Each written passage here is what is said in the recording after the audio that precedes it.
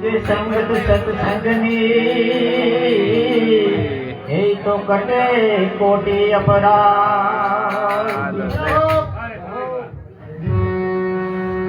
જેનો મોટો ભાગ હોય અને સત્સંગ થતો હોય છે. આજે ડોગી પરિવાર જેતસિંહભાઈ ને ત્યાં એક આ સત્સંગમાં ખૂબ મોટી સંખ્યામાં લોકો ઉપસ્થિત થયા છે અને કોઈ છે એટલા એટલા મોણો અહીંયા ગોટા તો અહીંયા વર રાખે દીધું કોઈ વેઠવાળો ન કરે અને બધા અહીંયા સંખ્યા મોટી સંખ્યા છે.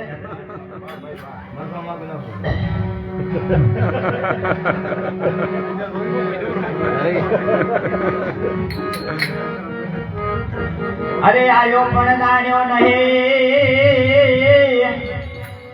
અને આ તો મન ખાવો જ મરમ પણ શેર અનાજ ને કારણે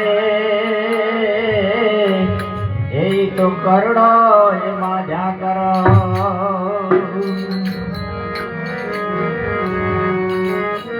આજે શનિવાર હનુમાન દાદાનો દિવસ છે. જ્યારે માણસને ઈર્ષાળુ માણસ કોઈ દિવસ આગળ ના વધી શકે. એક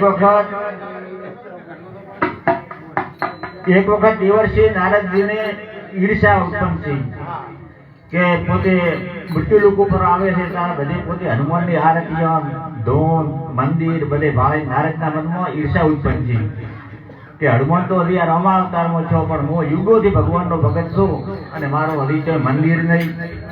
એટલે પોતાને ક્રોધ ચડ્યો. ક્રોધ ચડે પોતે વિષ્ણુ ભગવાનને ફરિયાદ કરવા માટે દોડે. એટલે નારદને આવતા ભાળી અને લક્ષ્મી દેવીને ખબર પડી ગઈ કે નારદજી આ ગોપાઈ મંત્રીને આવે છે અને નથી તો ભીના પડી છે. એટલે પછી લક્ષ્મી માતા આડળ આવે છે કે દેવ ઋષિ તમે કેમ દુભાણા હાચા તમે છો શાન દોષ એમનો શું દાખલો આલો ત્રણેયનો બધો ને તંત તમારે એના આકળા ખાવો ધીરજ રાખો ભગવાનને હું ધમકાવું ગયો. વિષ્ણુ ભગવાનનો વાક શું છે કે તમે આ ક્રોધાયમાંથી ઉપડ્યા છો. તો પછી નારદને લક્ષ્મી માતા કહે છે. એટલે પછી નારદ મુનિ લક્ષ્મી માતા આપણે વાત કરે છે. કોઈ માણસને ક્રોધ સડ્યો હોય ને પછી તો આશ્વાસન દેનારો મળી જાય ને તો એનો ક્રોધ ઉતરી જતો હોય છે. પણ તો ફરી સોંપનારો મળી જાય તો ડબલ થતો હોય. એટલે પછી અહીંયા નારદ મુનિ વાત કરે છે કે યુગોથી ભગત પ્રભુનો નહીં તો નામ નિશાન નાના નાના નેહડા ત્યાં હરી પૂજાય હનુમાન ખોટી છે શું ભક્તિ મારી કા જગાડો દેવ મોરારી. વિષ્ણુ ભગવાન ખરેખર દગાબાજ છે. હું યુગોથી ભગવાનનો ભગત છું છતાં મારો હજી કોઈ મંદિર નહીં. અને આ ગામડે ગામડે અમુક ગામમાં બે ત્રણ હનુમાન બેઠા હોય. હનુમાનનું મંદિર વધારે હોય. એટલે તાકે આવો નારદ તમારે ખાલી એટલું જ જાણવું છે ને કે હોય તમારું મંદિર ચમ નહીં ને હનુમાનનો ચમ છે એ જ જાણવું છે કે હોય મારે એ જાણવું છે. તો કે હબળો મતલબ વાત કરું તો કે રામા અવતારની અંદર જ્યારે લંકા ઉપર વિજય મેળવી અને રાવણ રામ પાછા આવે છે અને રાવણને હરાવી ત્યાર પછી પોતે રેરે કામગીરી કરી હતી એ પ્રમાણે બધાને પોતે અહીંયા વળતર આવે છે. અંગદને વરદાન બનાવ્યો.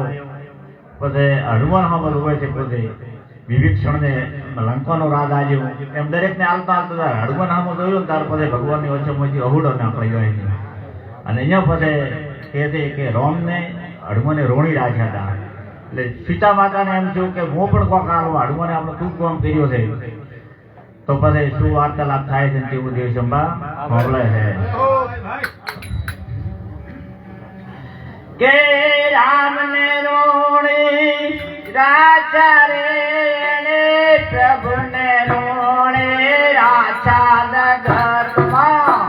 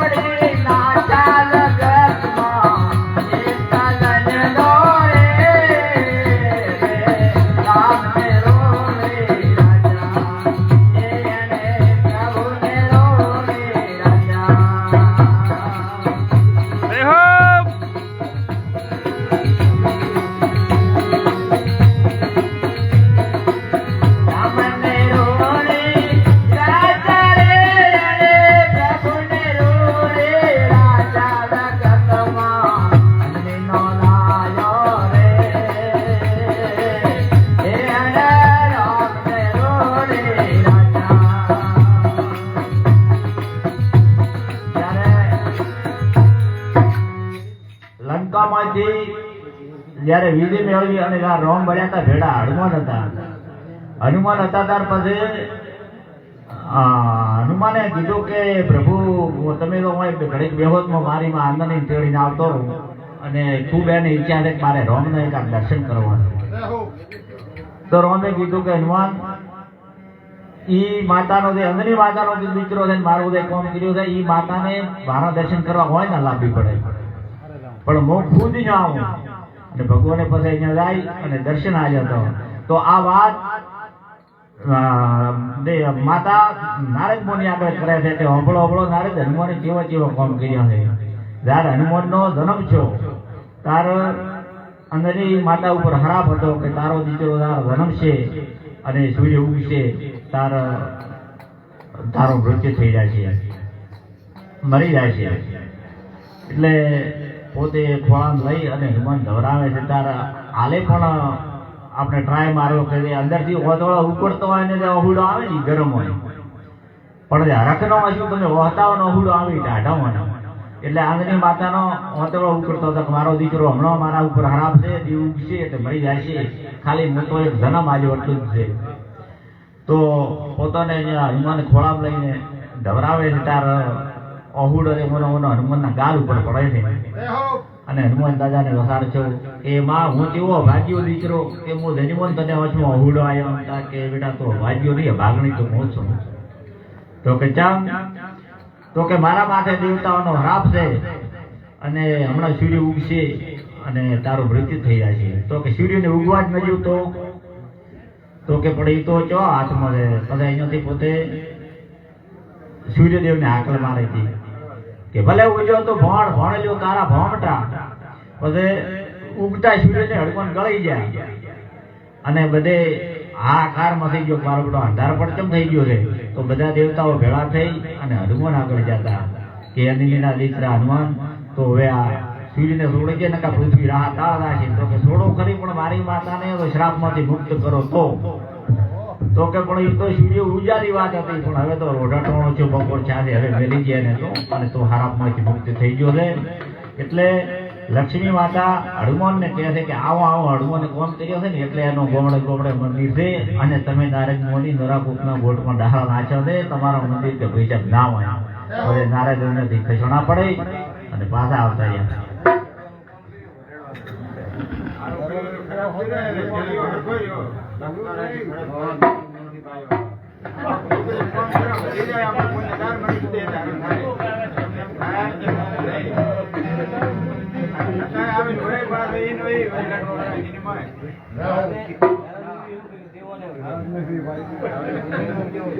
અરે અરે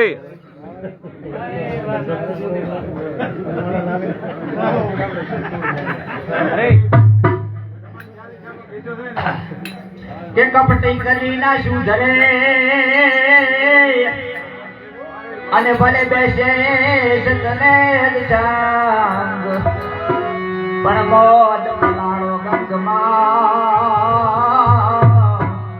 એ તો રહી જાય સંગમાં કેવો થઈ પોતાની વાણી ઉપરથી ખબર પડી જતી હોય છે. હાજી ફેરી ને